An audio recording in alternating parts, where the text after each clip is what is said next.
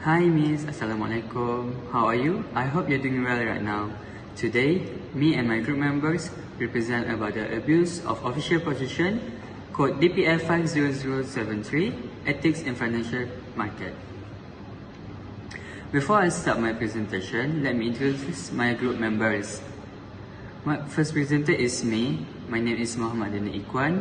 Second presenter is Wiseley. Third presenter is Hazirah Batrisyia, and the last presenter is Atikah Batrisyia. So, I will go first. I will explain about the definition of abuse of official position.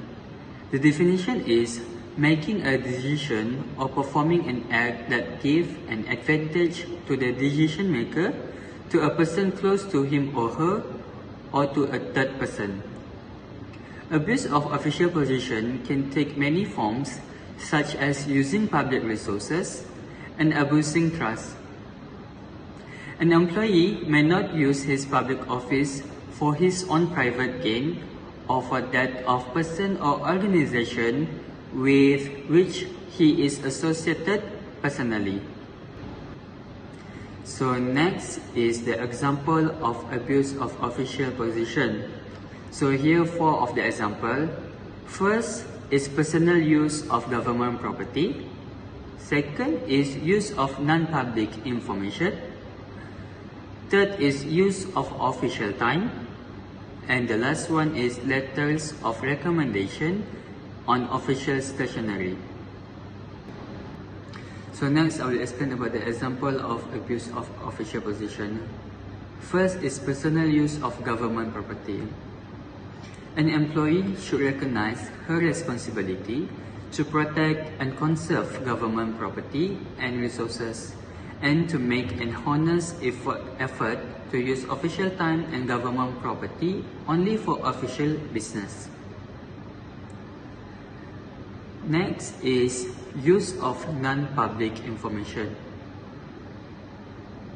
An employee may not engage in a financial transaction using non-public information, nor allow the use of such information to further his private interests or those of another.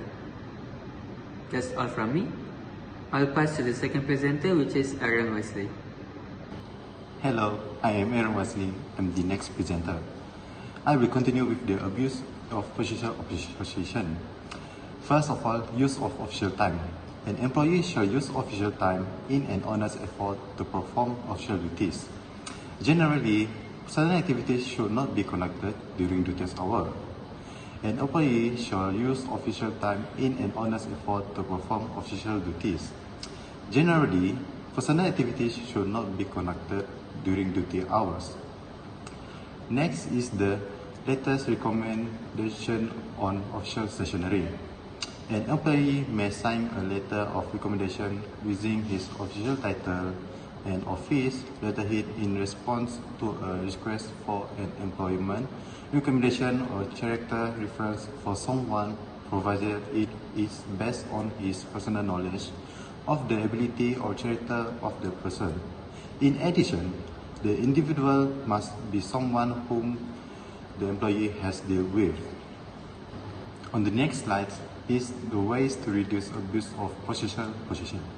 First of all is the code of conduct. Abuse of power in the workplace also is used to promote self-interest rather than what's best for the team.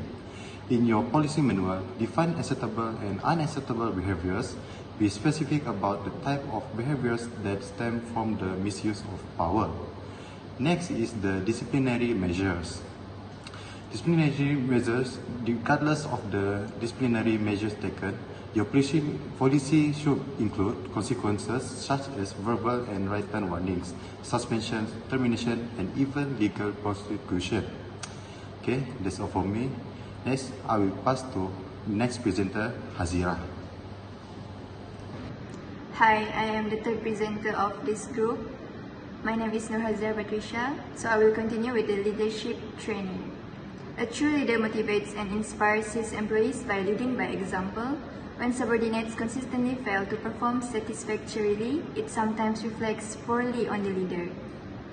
Next, support system.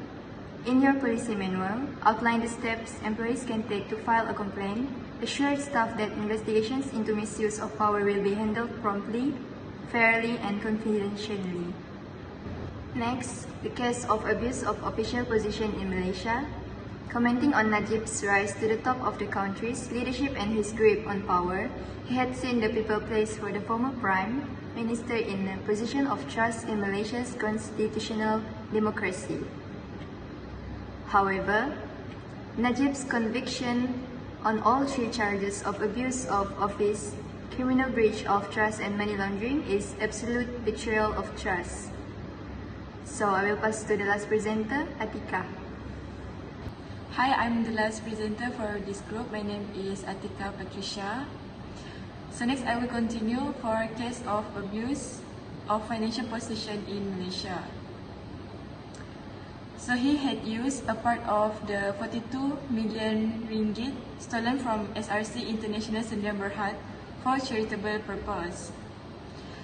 Najib has abused his position, criminal breach of trust, and money laundering because of not only how the crime was committed, but more importantly is it involved a large sum of 42 million ringgit and had an element of public impact, as the 42 million ringgit belonged to a company, Minister of Finance Incorporate.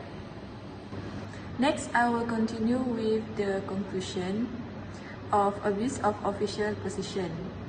In conclusion, with the increasing use of abuse of official position, our implementation of ethical in workplace relating to the Competition Act also become relevant.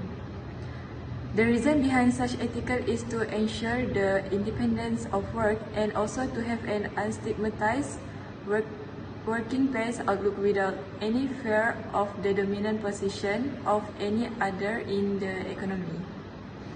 Therefore, in the workplace environment, there should be an equal opportunity to all who want to do the business.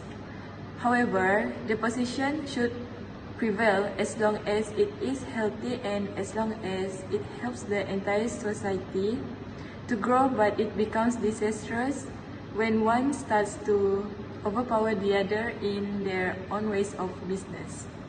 That's all from us. Thank you for listening.